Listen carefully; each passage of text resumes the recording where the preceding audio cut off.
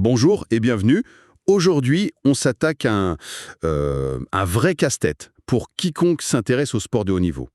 Comment faire progresser des athlètes qui sont déjà en pleine saison de compétition? Ah, la grande question. On imagine toujours que le plus gros du travail physique se fait l'été, avant que les choses sérieuses ne commencent. Et c'est souvent le cas. Mais le piège, en pleine saison, c'est de tomber dans une routine où l'on se contente de gérer la fatigue des matchs. Oui, le travail tactique. Voilà. Et petit à petit, la condition physique s'effrite. Le vrai défi, c'est de trouver le moyen d'injecter juste assez d'intensité pour progresser sans pour autant griller les joueurs. Exactement. Comment ajouter de la charge sans risquer la blessure ou le surentraînement? Pour explorer cette question très concrète, on va s'appuyer sur une étude particulièrement éclairante, publiée tout récemment, le 1er décembre 2024, dans le Journal of Sports Science and Medicine. Une excellente source, oui. Le titre de l'article, c'est Effect of two in-season short high-intensity interval training formats on aerobic and neuromuscular performance in young soccer players. Un peu long, mais très clair. C'est ça. Il est signé par Pieros Stomakos, Prokopis Tsekos et une équipe de chercheurs grecs et espagnols. Donc le titre annonce la couleur. L'idée, c'est de décortiquer les résultats de leur expérience pour comprendre quel type d'entraînement fractionné à haute intensité, le fameux HIIT, Le HIIT, oui. est le plus adapté pour de jeunes footballeurs en pleine saison. Et on va voir que les conclusions sont pour le moins surprenantes. C'est le moins qu'on puisse dire. Ils n'ont pas seulement regardé si le HIIT fonctionnait, mais ils ont comparé deux formats très différents pour voir s'il y en avait un qui sortait du lot. Alors, posons le décor. L'étude a été menée sur 26 jeunes footballeurs amateurs. Environ 18 ans, c'est ça? D'accord. Ce ne sont pas des débutants, ils s'entraînent déjà sérieusement. Tout à fait. Et les chercheurs ont utilisé un protocole assez malin, un design en crossover. Qu'est-ce que ça implique concrètement? Alors, c'est une méthode très robuste. Au lieu d'avoir un groupe qui fait l'expérience et un autre qui ne fait rien pendant toute la durée. Le fameux groupe contrôle? Exactement. Là, ils ont fait en sorte que chaque participant soit à la fois dans le groupe expérimental et dans le groupe contrôle. Ah, d'accord. L'étude a duré un peu plus de 3 mois, coupée en deux par une petite pause. Donc si je comprends bien, pendant les 6 premières semaines, une équipe a ajouté un programme de EIT à son entraînement, C'est ça. pendant que l'autre continuait sa routine normale. Exactement. Et après la pause, on inverse. L'équipe qui n'avait rien fait de spécial a commencé le IIT et la première équipe est revenue à un entraînement sans ces suppléments. Astucieux. L'avantage, c'est que ça élimine beaucoup de biais. On compare les progrès d'un joueur par rapport à lui-même, ce qui est beaucoup plus fiable. C'est clair. Et au sein du groupe qui faisait du IIT, les chercheurs ont créé le cœur de leur expérience. Oui. Oui, et c'est là que ça devient passionnant. Le premier protocole était d'une simplicité redoutable. C'est-à-dire, Des sprints en ligne droite, 10 secondes d'effort à fond, suivi de 10 secondes de repos complet. 10-10. Voilà. Le tout répété plusieurs fois, on appelle ça un format 10-10. Simple et direct. Et le deuxième? Un peu plus complexe. Et on pourrait le croire plus spécifique au football. 1. Le format était de 15 secondes d'effort pour 15 secondes de repos, mais l'effort n'était pas en ligne droite. D'accord. Les joueurs devaient faire des allers-retours, donc avec des changements de direction, des freinages, des accélérations. Je vois donc d'un côté un effort pur, de l'autre un effort qui imite un peu plus les déplacements d'un match. C'est l'idée. Et pour que la comparaison soit juste, j'imagine que l'intensité était la même. Absolument. Dans les deux cas, on demandait aux joueurs de se donner à 100% de leur vitesse aérobie maximale, la fameuse VMA. D'accord. Ces séances courtes et intenses étaient ajoutées 2 fois par semaine. Et pour savoir si ça marchait, il fallait évidemment des outils de mesure fiables. Bien sûr. Et pour ça, ils ont utilisé des tests classiques du monde du sport. Le principal, c'est le Yo-Yo Intermittent Recovery Test. Le yo-yo IR1, oui. Pour ceux qui ne le connaissent pas, ça ressemble un peu au bip test qu'on faisait à l'école, mais en plus adapté au foot. C'est exactement ça. Ce sont des navettes sur 20 mètres avec une vitesse qui augmente progressivement. D'accord? Mais la grande différence, c'est qu'il y a de très courtes pauses de récupération active entre chaque aller-retour. Ce qui mime un match. Justement, ce test est excellent car il mime la nature intermittente d'un match de foot. Une succession d'efforts intenses et de courtes récupérations. La distance totale qu'un joueur peut parcourir est un excellent reflet de son endurance spécifique. Très clair. Et pour mesurer l'autre qualité physique essentielle au foot, la puissance, Là, ils ont utilisé le Counter Movement Jump. en gros, un saut vertical. Voilà, les mains sur les hanches, un test simple et direct pour mesurer la détente, l'explosivité des jambes. Et enfin, une dernière mesure, plus subjective, mais cruciale, j'imagine. Très importante, oui. Après chaque séance, on demandait aux joueurs de noter la difficulté de l'effort sur une échelle de 1 à 10. La perception de l'effort, le RPE. C'est ça. Bien. Le cadre est posé, on a 2 protocoles d'entraînement, des tests de performance précis. La question à 1 million, c'est quels sont les résultats?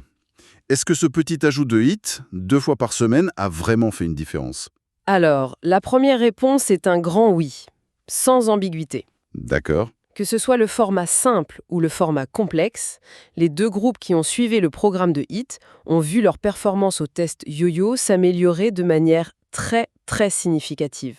On parle de quelle progression? En moyenne, presque 14% en 6 semaines. 14% en pleine saison, c'est énorme.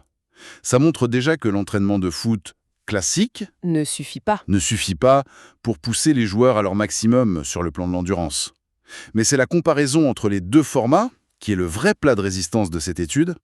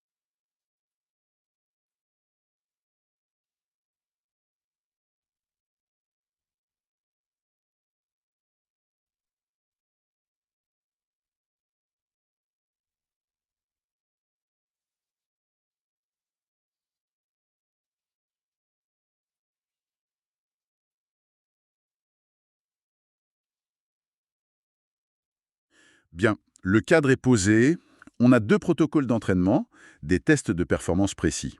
La question à 1 million, c'est quels sont les résultats? Est-ce que ce petit ajout de hit 2 fois par semaine a vraiment fait une différence? Alors, la première réponse est un grand oui. sans ambiguïté.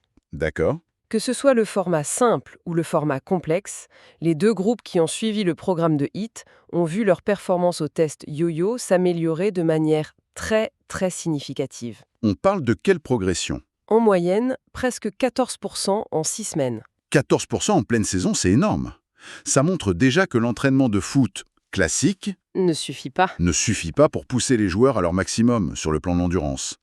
Mais c'est la comparaison entre les deux formats qui est le vrai plat de résistance de cette étude. C'est là que tout bascule.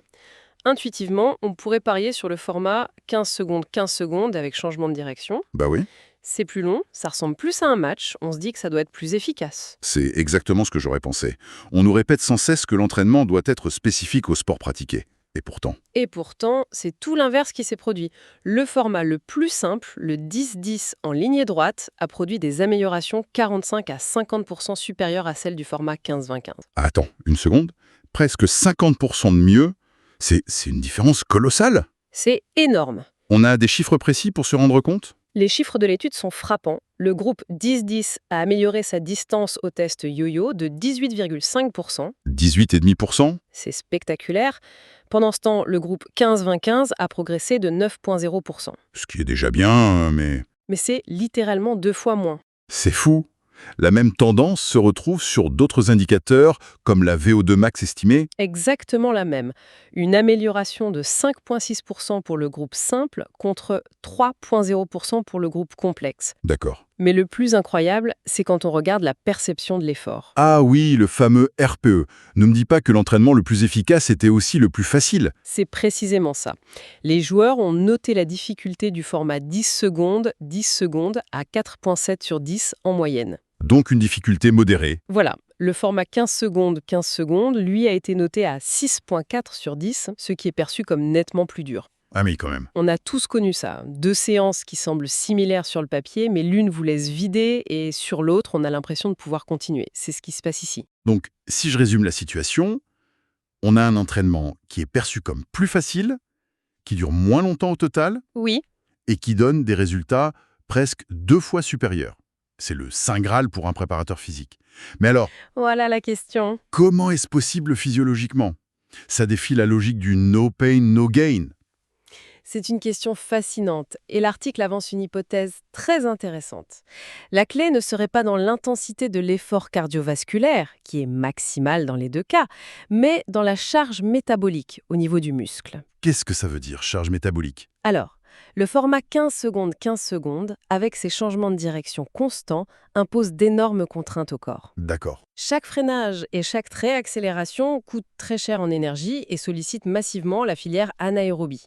C'est celle qui produit de l'énergie très vite, sans oxygène. Et qui produit le fameux lactate. Voilà, qui génère aussi beaucoup de déchets métaboliques, dont le fameux lactate ou acide lactique. Le truc qui brûle les cuisses, on a longtemps pensé que c'était l'ennemi. La vision a beaucoup changé. On sait que le lactate est aussi une source d'énergie. Mais l'hypothèse soulevée ici, et appuyée par d'autres études récentes, c'est qu'une concentration trop élevée de lactate dans le muscle pourrait en fait freiner les adaptations que l'on recherche. Comment ça?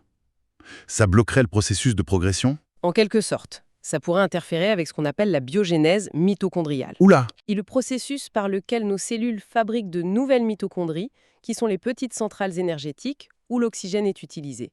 Plus on en a, plus on est endurant. D'accord, je suis. L'entraînement en endurance vise précisément à stimuler ce processus. Donc pour le dire simplement, le format 15-15-15, en étant trop stressant pour les muscles et en créant trop de lactate, Oui. il mettrait des bâtons dans les roues de l'adaptation aérobie. Alors que le format 10-10, Le format 10-10 est un stimulus beaucoup plus pur.